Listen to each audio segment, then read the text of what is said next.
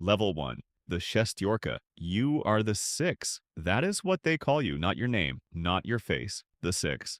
In a deck of cards, the 6 is the lowest card on the table, and that is exactly what you are. You grew up in a gray Soviet-era apartment block. The heating never worked right. The walls were thin. But outside on the corner, there were men in leather jackets with gold chains and clean cars who never seemed to worry about the heating. You started running errands. You carried packages you were told never to open. You watched doors at the back of restaurants where important men ate. You were paid almost nothing. You were fed sometimes. You slept when you could. The men you worked for looked through you like glass. You were invisible and you understood that was the point. To survive this level, you had to be useful without being noticed, quiet without being suspicious, present without being a problem. The moment you asked a question you were not supposed to ask, you were gone. The moment you talked to the wrong person in the street, you were gone. You were being shaped without anyone telling you they were shaping you. Your discipline was being measured every single day, and you did not even know the test had started. Level 2. The Boyes. You are a fighter now, a soldier. You passed the invisible test and someone above you decided you were worth something. Your job is raw and physical. You collect debts from men who would rather not pay. You stand outside clubs and warehouses to make sure no one gets ideas. If a shopkeeper on the block is behind on his payments, you are the one who walks through his door and reminds him of his obligations. You do not do this gently. You are the muscle that keeps the whole machine running on schedule. The money starts coming in. Not much, but enough to feel real. Enough to buy a better jacket. Enough to eat at a restaurant instead of a corner stall. But here is the weight of it. You are the most exposed man in the organization. When something goes wrong, the police do not chase the men giving orders from a back room. They chase you because you are the one they saw. You are the face of every crime that gets committed. If you get arrested, no one comes to help you. You sit in the cell and you keep your mouth absolutely shut because that is the only currency you have left. Your silence is your audition for the next level. It is the most important performance of your life, and there is no applause when you do it right. Level 3, the Brigadier. You earned your way to the middle. You are a brigade commander now. You have a small crew of soldiers under you, maybe 5 men, maybe 10. You are the first level that feels like real power because people beneath you are now taking orders from your mouth. You run a specific operation. Maybe it is a protection racket across 3 city blocks. Maybe it is a chop shop moving stolen luxury cars.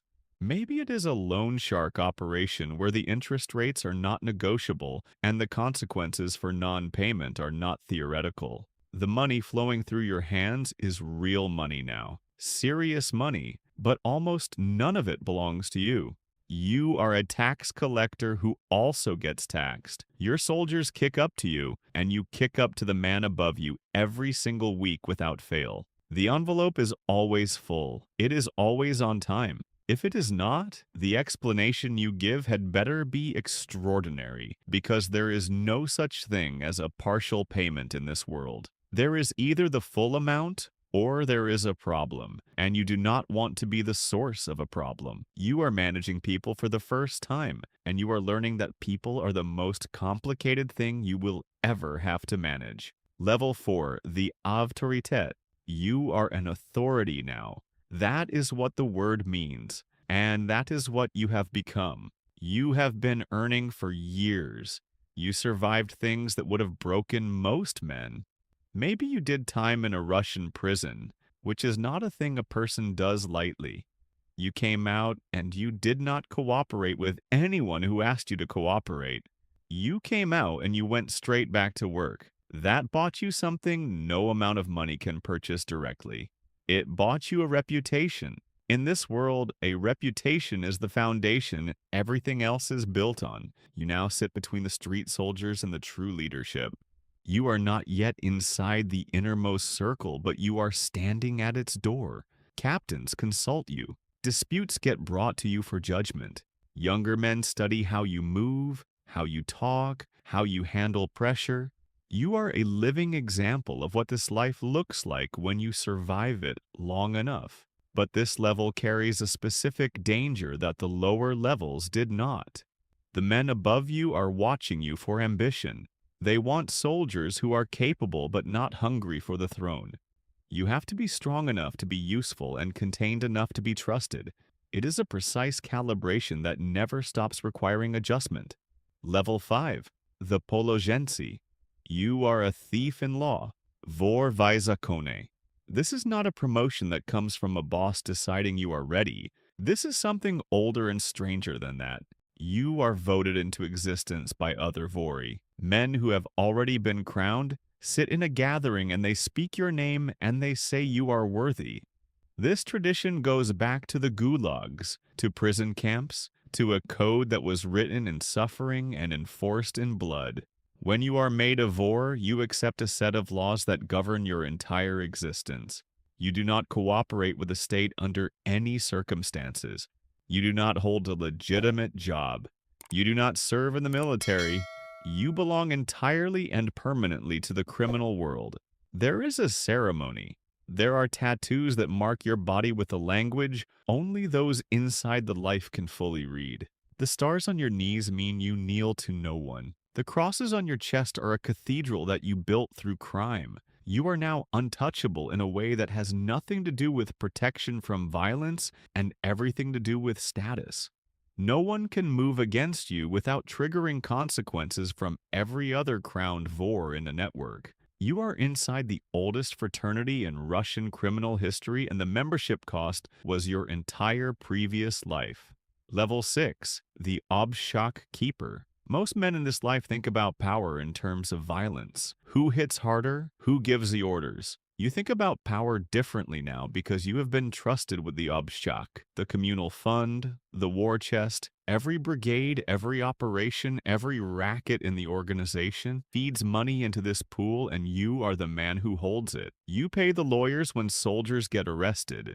You pay the families of men who died in service to the organization. You fund operations that need capital before they start generating returns. You bribe the officials who need to be bribed, and you make sure the judges who have arrangements honor those arrangements. You are the bank, the CFO, and the insurance policy all in one. This position carries enormous trust and enormous danger in equal measure. You are holding other people's money, important people's money. If it disappears for any reason, the explanation will not matter. You live with a full understanding that the money in your care is more sacred than your own life. You guard it accordingly. Level 7. The Smotaryashchi. You are a watcher, an overseer. The organization has territories that need management, and you have been given a significant one. A city, a region, a network of operations spread across a geography that requires constant attention. You are the representative of the leadership in this place.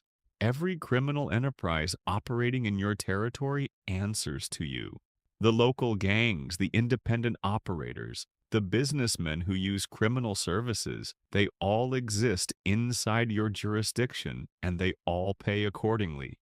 You are a governor in the truest sense of the word, except there are no elections and no term limits. The consequences of underperformance are more severe than losing your office. You spend your days in meetings that happen in restaurants and saunas and the back seats of moving cars. You resolve disputes between factions. You negotiate arrangements with local law enforcement because no territory runs smoothly without some level of accommodation with the state. You are a diplomat, an executive, and an enforcer all wrapped inside one man, and the territory had better be profitable or the phone call you receive from the center will be the worst conversation of your life. Level 8, the Sovietnik. You are a counselor now. You are inside the room where the actual decisions are made. The boss values your judgment above almost anything else because you have seen enough of this life to know what the right move looks like, and you are one of the very few people in his circle willing to say out loud when the wrong move is being planned. That is a rare thing. Most men around a boss tell him what he wants to hear because the alternative is frightening. You tell him what he needs to hear because that is the only service worth providing at this level. You have no crew of your own. You have no territory to manage. What you have is access and influence, which are worth more than both. When two powerful factions inside the organization are moving toward a conflict that could cost everyone, they bring it to you first. You find the solution that lets both men walk away with enough to justify not going to war. You prevent more damage in a single conversation than 100 soldiers could undo in a year of fighting. But you carry everything in your head and nothing on paper, and you trust no one completely, not even yourself, on the days when the pressure is highest. Level 9, the Pakhan.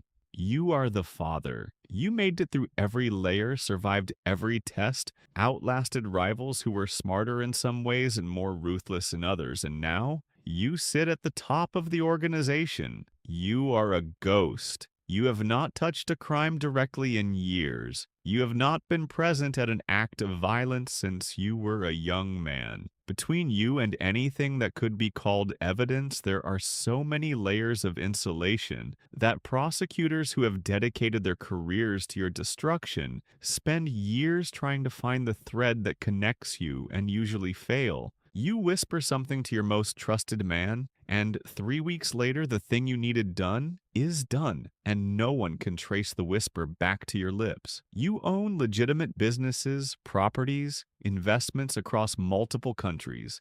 On paper, you are a successful entrepreneur. The organization runs like a machine underneath that surface, and it feeds you and protects you. Depends entirely on your continued presence to hold its shape. You meet with the leaders of other powerful criminal organizations, and you divide the world between you at tables where no weapons are visible, but everyone in the room knows the weight of every word being spoken.